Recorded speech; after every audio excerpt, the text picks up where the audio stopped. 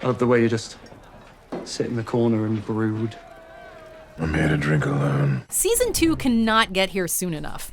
Welcome to Watch Mojo, and today we're counting down our picks for the top 10 unanswered questions in The Witcher Season 1. For this list, we're looking at the questions on every fan's mind following the conclusion of Netflix's hit dark fantasy series.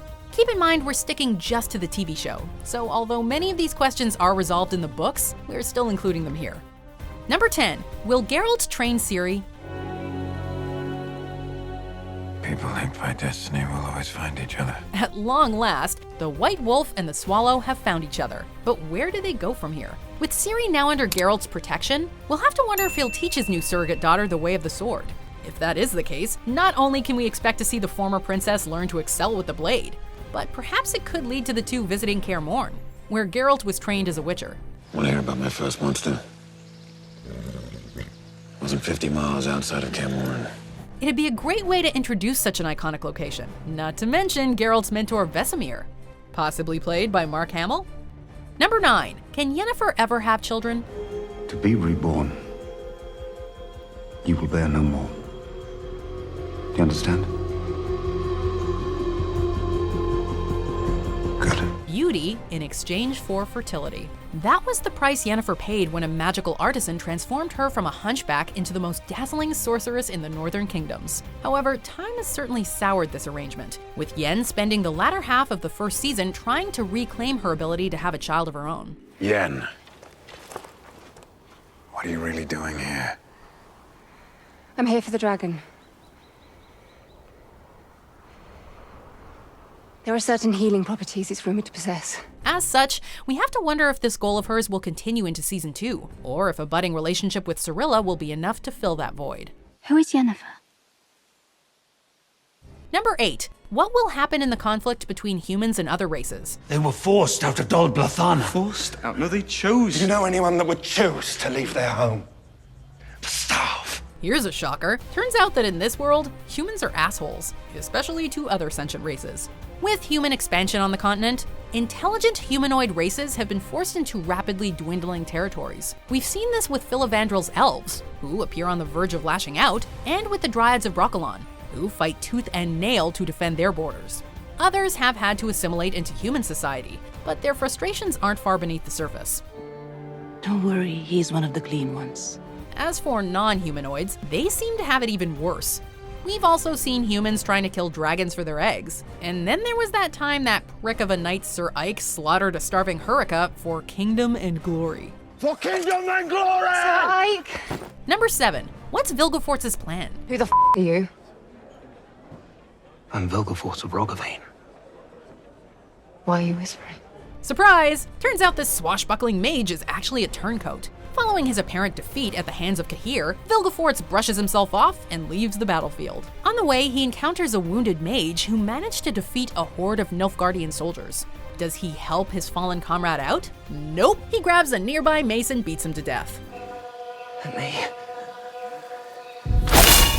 So what's his real agenda? Does he have a deal with Nilfgaard? And why did he go out of his way to recruit Yennefer? Well, at least he set himself up rather nicely as an antagonist for Season 2. Is Vilgefortz to be our new daddy? Number 6. What's the conjunction of the spheres? Elves are the original sorcerers of the continent. What? You see, when humans and monsters all arrived after the conjunction of the spheres, elven mages taught the first humans how to turn chaos into magic. How did humans get here in the first place?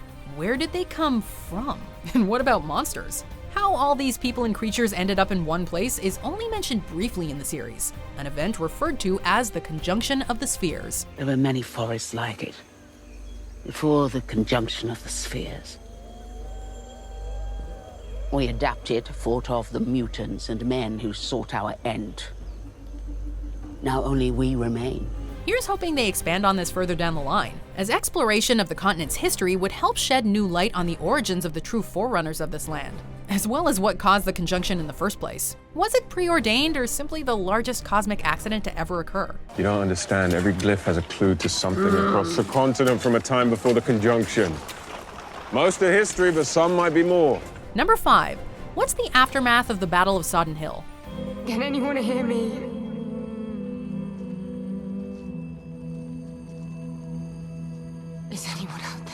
The clash between the Nilfgaardian Empire and a small group of mages was one of the defining moments of the first season. Not only did it give us a slew of fantastic fight scenes, it also brought Yennefer's story full circle as she unleashed chaos, choosing to save others instead of herself.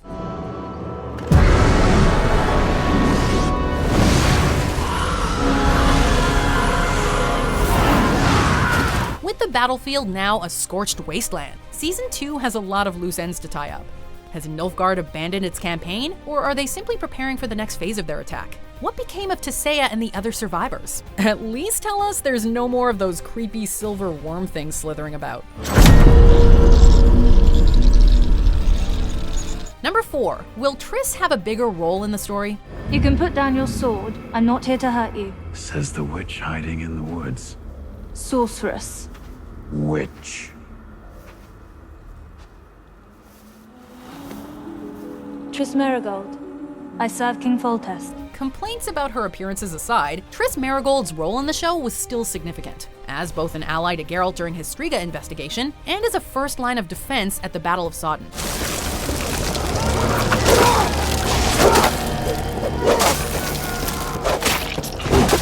However, given that certain audiences already know her as a powerful magic user in her own right, and an essential part of the White Wolf's inner circle, we have to wonder if Season 2 will give fans what they want and boost Triss's status from background character to spotlight sharer. Who knows? Maybe there will even be romance in the future after all.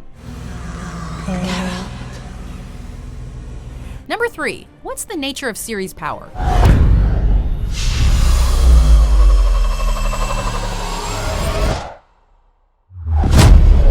Much like her mother before her, Ciri appears to have a power deep inside her that's beyond anything the Brotherhood of Sorcerers are capable of. All we know is that when it flares up, the ladies of this bloodline go into some manner of trance, while everything is decimated around them.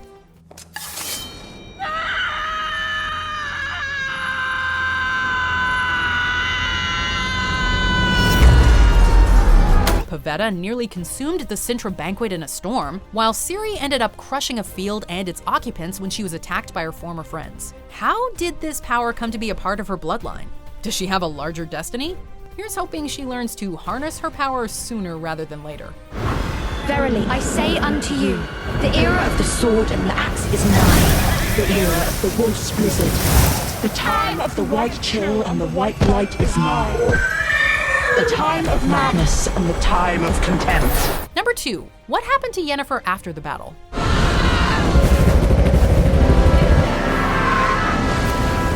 You'd think that after single-handedly putting a stop to the Nilfgaardian army, Yennefer would stick around, perhaps help out her fellow mages, and prepare for the inevitable counterattack. But nope. Instead, she appears to have vanished without a trace.